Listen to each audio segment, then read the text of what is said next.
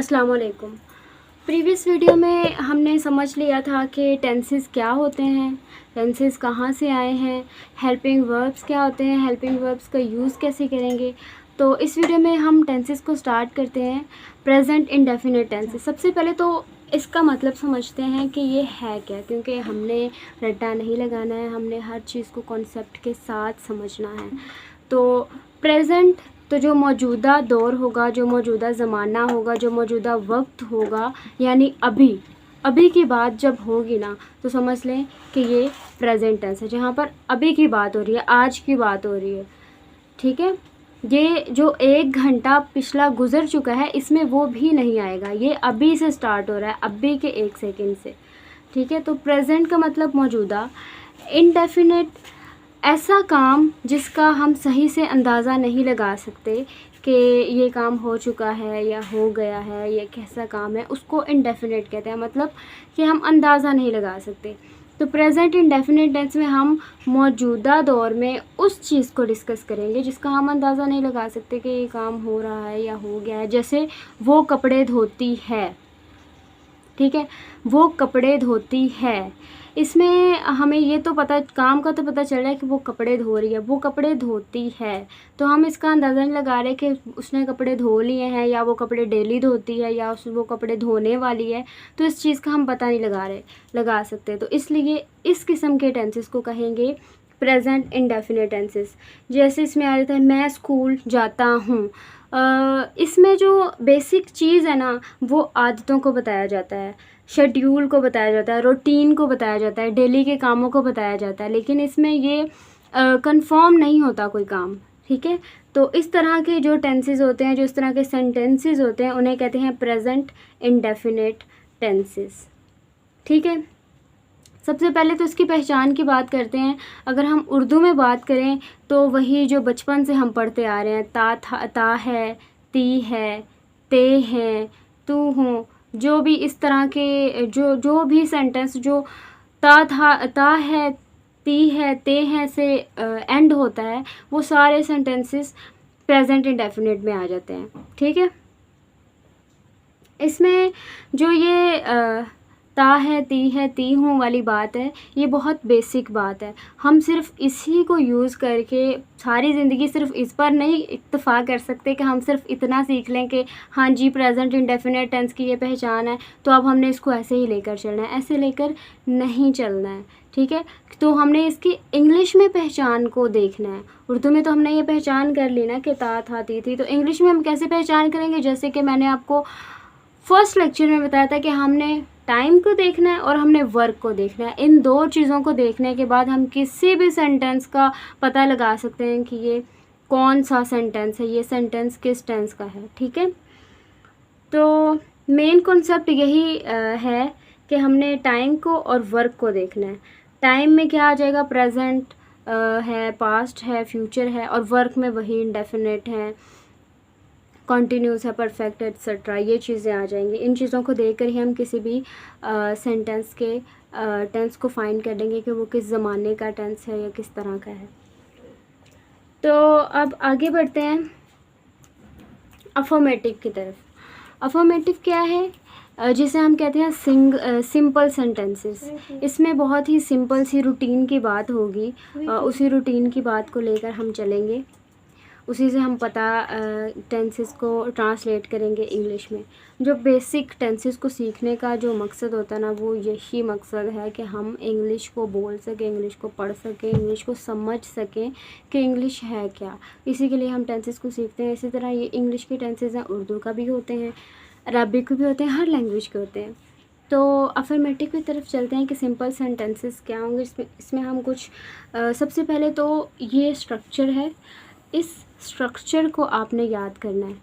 इस स्ट्रक्चर को आपने अगर याद कर लिया ना, तो आप कोई भी ऐसा सेंटेंस जो प्रेजेंट इंडेफिनिट का है वो आपके सामने आता है, तो आप उसे पहचाने बिना नहीं छोड़ सकते हैं। आपको फ़ौरन से पता चल जाएगा कि ये सेंटेंस जो है, हाँ जी ये मैंने पढ़ा था, ये प्रेजेंट इंडेफिनिट की ये पहचान है, उर्दू में उसकी ये पहचान है, इंग्लिश में उसकी ये पहचान है, और उसका ये स्ट्रक्चर है, तो ये स्ट्रक्चर यहाँ पर आ रहा है, तो ये प्रेजेंट इंडेफिनिट का टेंस है। ठीक है, तो सबसे पहले तो हम अगर स्ट्रक्चर की बात करें प्रेजेंट इंडेफिनिट की, सबसे पहले आता है सब्जेक्ट। ठीक है, सब्जेक्ट ऐसा शख्स होता है जो काम को कर रहा है, ठीक है, जिसके थ्रू काम हो रहा है, उसे हम कहेंगे सब्जेक्ट। तो प्रेजेंट इंडेफिनिट के हर सेंटेंस में सबसे पहले आएगा सब्जेक्ट, फिर आएगा मेन वर्ब, और मेन वर्ब की फर्स्ट फॉर्म जो हमने हेल्पिंग वर्ब्स में भी पढ़ा था कि प्रेजेंट के जो प्रेजेंट के सेंटेंसेस हैं उसमें हम मेन वर्ब की फर्स्ट फॉर्म लगाते हैं। तो आपने इस बात को जहन नशीन कर लेना है कि प्रेजेंट इंडेफिनिट के हर सेंटेंस में हमने मेन वर्ब की फर्स्ट फॉर्म लगानी है। उसके बाद हमने एस या ई एस के साथ इजाफा करना है, और उसके बाद हमने लगाना है ऑब्जेक्ट। अब बात आती है ये एस या ई एस की, कि एस या ई एस का इजाफा हम कहाँ करेंगे।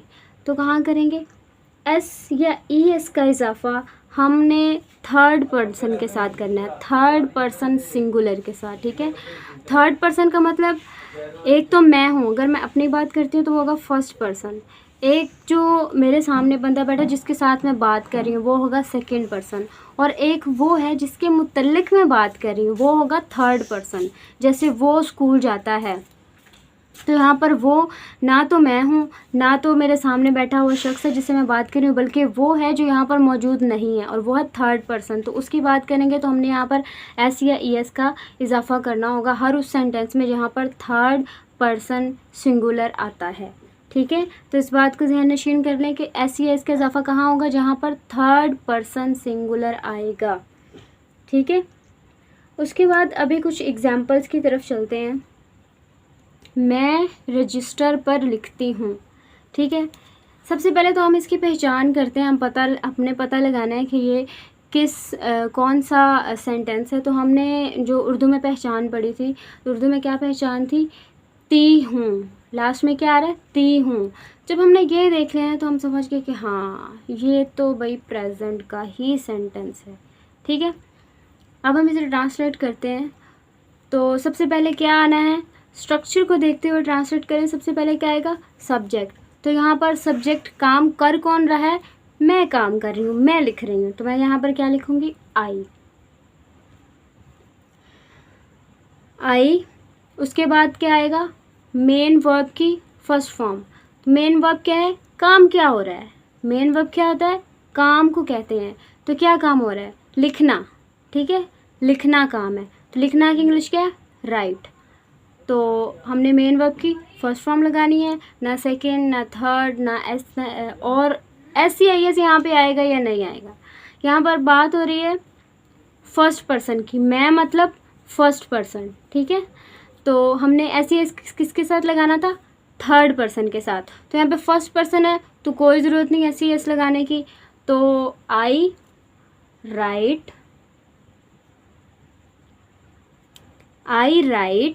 मैं लिखती हूँ रजिस्टर पर। तो सब्जेक्ट और मेन वर्ब के बाद जो हिस्सा हमारे सेंटेंस का बचता है उसे ऑब्जेक्ट कहते हैं। ठीक है, तो आई राइट, मैं लिखती हूँ किस पर, रजिस्टर पर, ऑन रजिस्टर। ठीक है, आई राइट ऑन रजिस्टर। इसी के साथ सेकंड एग्जाम्पल देखते हैं।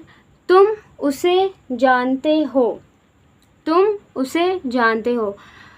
तुम, तो इसमें सब्जेक्ट क्या है, कौन किसको जानता है, सब्जेक्ट वो है जो कि काम कर रहा है, जिसके थ्रू काम हो रहा है। तुम उसे जानते हो, तुम तो यहाँ पर यू सब्जेक्ट है, यू।